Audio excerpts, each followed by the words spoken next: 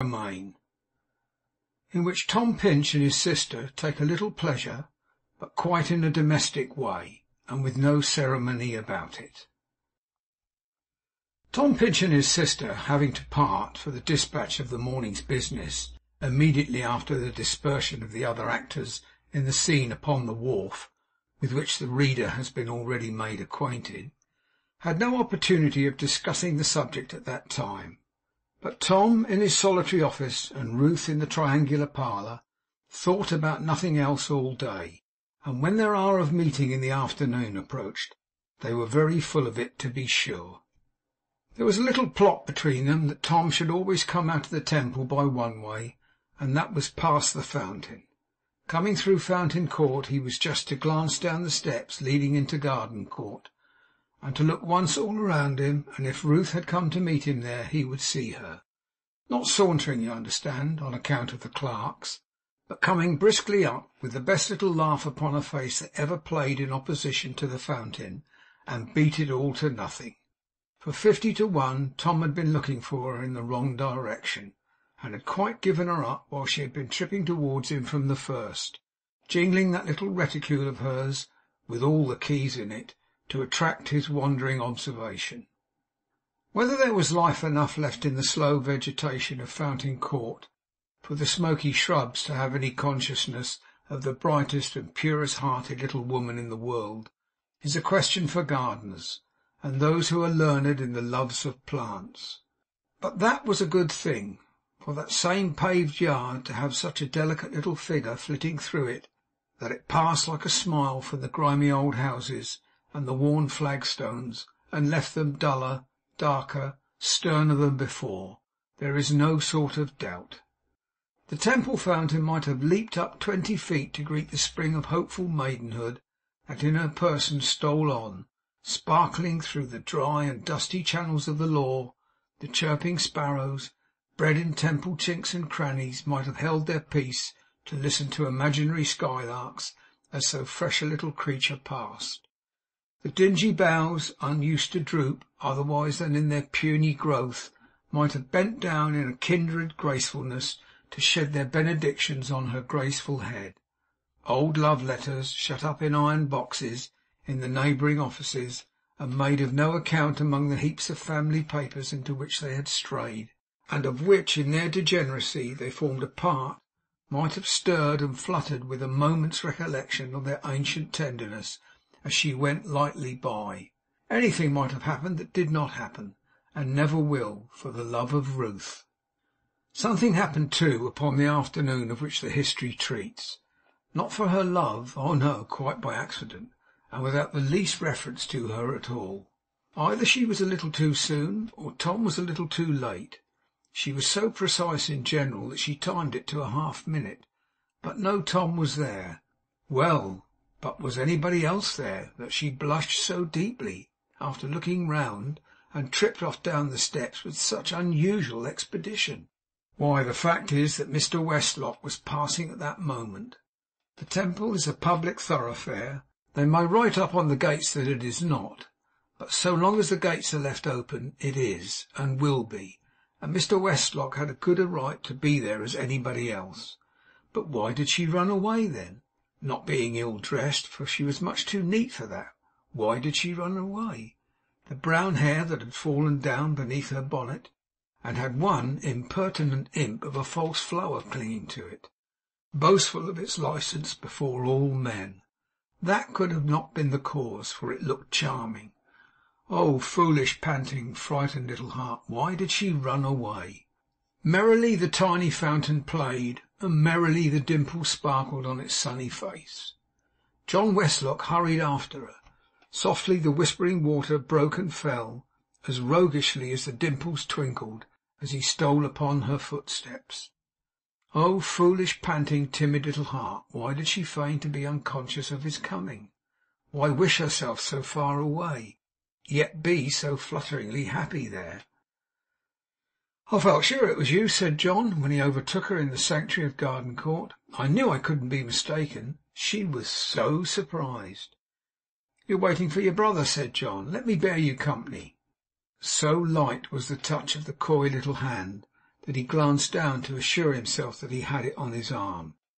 But his glance, stopping for an instant at the bright eyes, forgot its first design, and went no further. They walked up and down 3 or 4 times, speaking about Tom and his mysterious employment. Now that was a very natural and innocent subject, surely. Then why, whenever Ruth lifted up her eyes, did she let them fall again immediately, and seek the uncongenial pavement of the court? They were not such eyes as shun the light. They were not such eyes as to require to be hoarded to enhance their value. They were much too precious and too genuine to stand in need of arts like those. Somebody must have been looking at them. They found out Tom, though, quickly enough. This pair of eyes descried him in the distance the moment he appeared. He was staring about him as usual in all directions but the right one, and was as obstinate in not looking towards them as if he had intended it. As it was plain that, being left to himself, he would walk away home, John Westlock darted off to stop him. This made the approach of poor little Ruth by herself one of the most embarrassing of circumstances. There was Tom, manifesting extreme surprise. He had no presence of mind, that Tom, on small occasions. There was John, making as light of it as he could, but explaining at the same time with most unnecessary elaboration. And here was she coming towards them, with both of them looking at her, conscious of blushing to a terrible extent, but trying to throw up her eyebrows carelessly, and pout her rosy lips as if she were the coolest and most unconcerned of little women. Merrily the fountain plashed and plashed, until the dimples, merging into one another, swelled into a general smile that covered the whole surface of the basin. "What an extraordinary meeting," said Tom. "I should never have dreamed of seeing you two together here." "Quite accidental," John was heard to murmur. "Exactly," cried Tom. "That's what I mean, you know. If it wasn't accidental, there would be nothing remarkable in it." "To be sure," said John.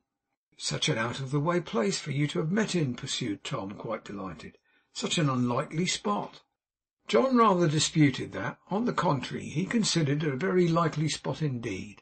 He was constantly passing to and fro there, he said. He shouldn't wonder if it were to happen again. His only wonder was that it had never happened before. By this time Ruth had got round on the farther side of her brother, and had taken his arm. She was squeezing it now, as much as to say, "Are you going to stop here all day, you dear old blundering Tom?" Tom answered the squeeze as if it had been a speech. "John," he said, "if you will give my sister your arm, we'll take her between us, and walk on. I have a curious circumstance to relate to you. Our meeting could not have happened better." Merrily the fountain leapt and danced, and merrily the smiling dimples twinkled and expanded more and more, until they broke into a laugh against the basin's rim and vanished. "Tom," said his friend, as they turned into the noisy street, "I have a proposition to make. It is that you and your sister, if she will so far honour a poor bachelor's dwelling, give me a great pleasure and come and dine with me." "What, to-day?" cried Tom. "Yes, to-day. It's close by, you know. Pray, Miss Pinch, insist upon it. It will be very disinterested, for I have nothing to give you." "Oh, you must not believe that, Ruth," said Tom. "He is the most tremendous fellow in his housekeeping that I ever heard of for a single man. He ought to be Lord Mayor. Well, what do you say? Shall we go?" "If you please, Tom," rejoined his dutiful little sister. "But I mean," said Tom, regarding her with smiling admiration, "is there anything you ought to wear and haven't got?" "I am sure I don't know, John. She may not be able to take her bonnet off for anything I can tell." There was a great deal of laughing at this, and there were divers compliments from John Westlock. Not compliments, he said, at least, and really he was right, but good plain honest truths, which no one could deny. Ruth laughed and all that, but she made no objection, so it was an engagement. "If I had known it a little sooner," said John, "I would have tried another pudding, not in rivalry, but merely to exalt that famous one. I wouldn't on any account have made it with suet." "Why not?" asked Tom. "Because that cookery book advises suet," said John Westlock, "and ours was made with flour and eggs." "Oh, good gracious!" cried Tom. "Ours was made with flour and eggs, was it? Ha, ha! A beefsteak pudding made with flour and eggs! Why, nobody knows better than that. I know better than that. Ha!" It is unnecessary to say that Tom had been present at the making of the pudding, and had been a devoted believer in it all through. But he was so delighted to have this joke against his busy little sister, and was tickled to the degree that, having found her out, that he stopped in Temple Bar to laugh. And it was no more to Tom that he was anathematized and knocked about by the surly passengers than it would have been to a post, for he continued to exclaim with unabated good humour, "Flour and eggs! A beefsteak pudding made with flour and eggs!" until John Westlock and his sister fairly ran away from him, and let him have his laugh out by himself, which he had, and then came dodging across the crowded street to them with such sweet temper and tenderness. It was quite a tender joke of Tom's, beaming in his face, God bless it, that it might have purified the air, though Temple Bar had been, as in the golden days gone by, embellished with a row of rotting human heads. There are snug chambers in those inns where the bachelors live, and for the desolate fellows they pretend to be, it is quite surprising how well they get on. John was very pathetic on the subject of his dreary life, and the deplorable makeshifts and apologetic contrivances it involved, but he really seemed to make himself pretty comfortable. His rooms were the perfection of neatness and convenience at any rate, and if he were anything but comfortable, the fault was certainly not theirs. He had no sooner ushered Tom and his sister into his best room, where there was a beautiful little vase of fresh flowers on the table, all ready for Ruth, just as if he had expected her, Tom said, than seizing his hat he bustled out again, in his most energetically bustling way, and presently came hurrying back, as they saw through the half-open door, attended by a fiery-faced matron, attired in a crunch bonnet, with particularly long strings to it hanging down her back, in conjunction with whom he instantly began to lay the cloth for dinner, polishing up the wine-glasses with his own hands, brightening the silver top of the pepper-caster on his coat-sleeve, drawing corks and filling decanters with a skill and expedition that were quite dazzling, as if, in the course of this rubbing and polishing, he had rubbed an enchanted lamp or a magic ring, obedient to which there were 20,000 supernatural slaves at least. Suddenly there appeared a being in a white waistcoat, carrying under his arm a napkin, and attended by another being with an oblong box upon his head, from which a banquet, piping hot, was taken out and set upon the table. Salmon, lamb, peas, innocent young potatoes, a cool salad, sliced cucumber, a tender duckling, and a tart, all there. They all came at the right time. Where they came from didn't appear, but the oblong box was constantly going and coming, and making its arrival known to the man in the white waistcoat by bumping modestly against the outside of the door, for after its first appearance it entered the room no more. He was never surprised, this man, never seemed to wonder at the extraordinary things he found in the box, but took them out with a face expressive of a steady purpose and impenetrable character, and put them on the table. He was a kind man, gentle in his manners, and much interested in what they ate and drank. He was a learned man, and knew the flavour of John Westlock's private sauces, which he softly and feelingly described as he handed the little bottles round. He was a grave man, and a noiseless, for dinner being done, and wine and fruit arranged upon the board, he vanished, box and all, like something that had never been. "Didn't I say he was a tremendous fellow in his housekeeping?" cried Tom. "Bless my soul, it's wonderful." "Ah, Miss Pinch," said John, "this is the bright side of the life we lead in such a place. It would be a dismal life indeed if it didn't brighten up to-day." "Don't believe a word he says," cried Tom. "He lives here like a monarch, and wouldn't change his mode of life for any consideration. He only pretends to grumble." No, John really did not appear to pretend, for he was uncommonly earnest in his desire to have it understood that he was as dull, solitary, and uncomfortable on ordinary occasions as an unfortunate young man could, in reason, be. It was a wretched life, he said, a miserable life. He thought of getting rid of the chambers as soon as possible, and meant, in fact, to put up a bill very shortly. "Well," said Tom Pinch, "I don't know where you can go, John, to be more comfortable. That's all I can say. What do you say, Ruth?" Ruth trifled with the cherries on her plate, and said she thought Mr. Westlock ought to be quite happy, and she had no doubt he was. Ah, foolish, panting, frightened little heart! How timidly she said it! But you are forgetting what you had to tell, Tom, what occurred this morning,' she added in the same breath. 'So I am,' said Tom.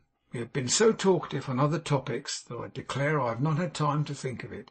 I'll tell you at once, John, in case I should forget it altogether.' On Tom's relating what had passed upon the wharf, his friend was very much surprised, and took such a great interest in the narrative as Tom could not quite understand. He believed he knew the old lady whose acquaintance they had made, he said, and that he might venture to say from their description of her that her name was Gamp. But of what nature the communication could have been which Tom had borne so unexpectedly, why its delivery had been entrusted to him, how it happened that the parties were involved together, and what secret lay at the bottom of the whole affair, perplexed him very much.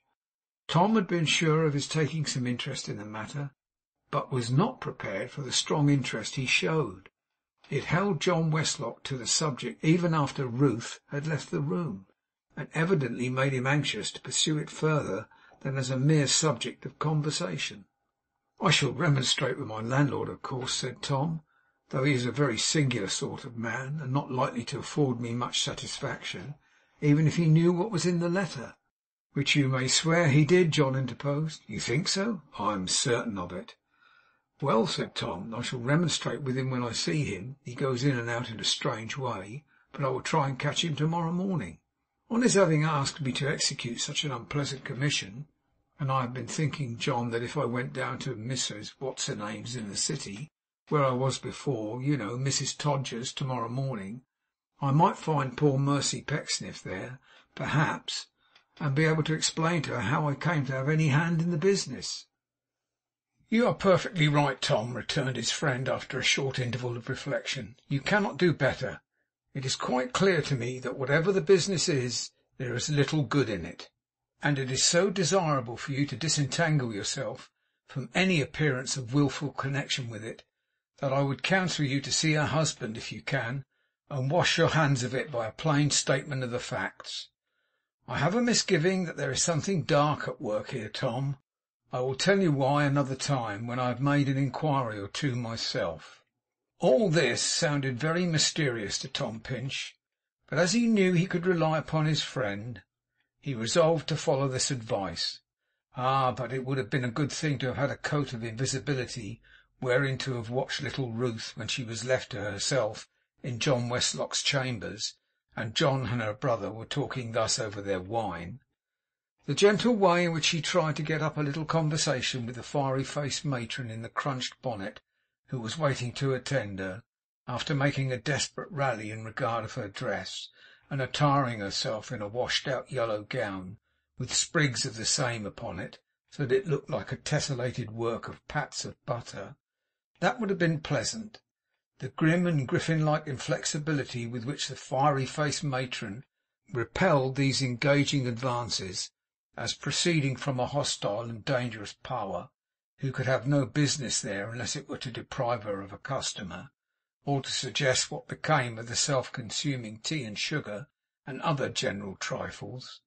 That would have been agreeable. The bashful, winning, glorious curiosity with which little Ruth, when Fiery Face was gone, peeped into the books and knick-knacks that were lying about, and had a particular interest in some delicate paper matches on the chimney-piece, wondering who could have made them.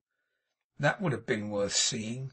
The faltering hand with which she tied those flowers together, with which, almost blushing at her own fair self as imaged in the glass, she arranged them in her breast, and looking at them with her head aside, now half resolved to take them out again, now half resolved to leave them where they were. That would have been delightful. John seemed to think it all delightful, for coming in with Tom to tea, he took his seat beside her like a man enchanted.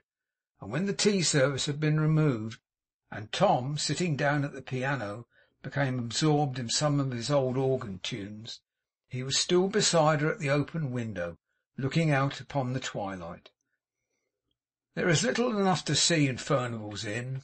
It is a shady, quiet place, echoing to the footsteps of the stragglers who have business there, and rather monotonous and gloomy on summer evenings. What gave it such a charm to them that they remained at the window as unconscious of the flight of time as Tom himself, the dreamer, while the melodies which had so often soothed his spirit were hovering again about him.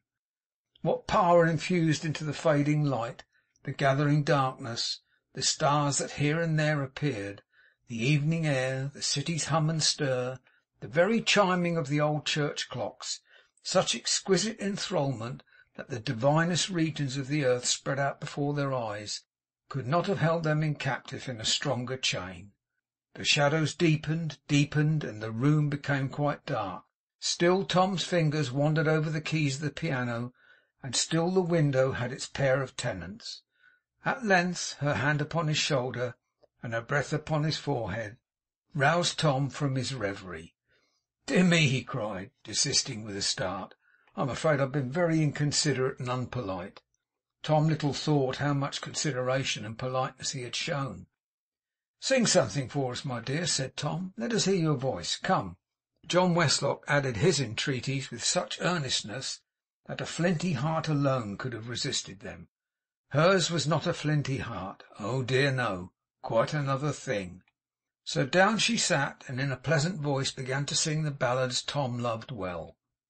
Old rhyming stories, with here and there a pause for a few simple chords, such as a harper might have sounded in the ancient time, while looking upwards for the current of some half-remembered legend. Words of old poets, wedded to such measures that the strain of music might have been the poet's breath, giving utterance and expression to his thoughts. And now a melody so joyous and light-hearted that the singer seemed incapable of sadness, until in her inconstancy, O wicked little singer, she relapsed and broke the listeners' hearts again. These were the simple means she used to please them, and that these simple means prevailed, and she did please them, let the still darkened chamber and its long deferred illumination witness. The candles came at last, and it was time for moving homeward. Cutting paper carefully and rolling it about the stalks of those same flowers occasioned some delay, but even this was done in time, and Ruth was ready. "Good night," said Tom. "A memorable and delightful visit, John. Good night." John thought he would walk with them. No, don't," said Tom. "What nonsense! We can get home very well alone. I couldn't think of taking you out." But John said he would rather. "Are you sure you would rather?" said Tom. "I'm afraid you only say so out of politeness." John, being quite sure, gave his arm to Ruth and led her out. Fiery Face, who was again in attendance, acknowledged her departure with a cold curtsey that it was hardly visible, and cut Tom dead. The host was bent on walking the whole distance, and would not listen to Tom's dissuasions. Happy time, happy walk, happy parting, happy dreams. But there are some sweet daydreams, so there are, that put visions of the night to shame. Busily the temple fountain murmured in the moonlight, while Ruth lay sleeping with the flowers beside her, and John Westlock sketched a portrait. Whose? From memory. End of chapter 45.